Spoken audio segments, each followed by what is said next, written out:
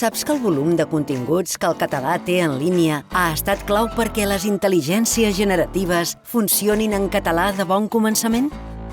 La intel·ligència artificial és un sistema basat en algoritmes que permet a les màquines prendre decisions i comportar-se de forma autònoma. Per aconseguir-ho, s'entrenen amb informació disponible en bases de dades, catàlegs i qualsevol altre conjunt amb continguts. Internet n'és un, i tots els webs i espais en català disponibles a la xarxa han servit per ajudar a les intel·ligències artificials generatives a fer relacions entre conceptes per tal d'arribar a elaborar un text en aquesta llengua.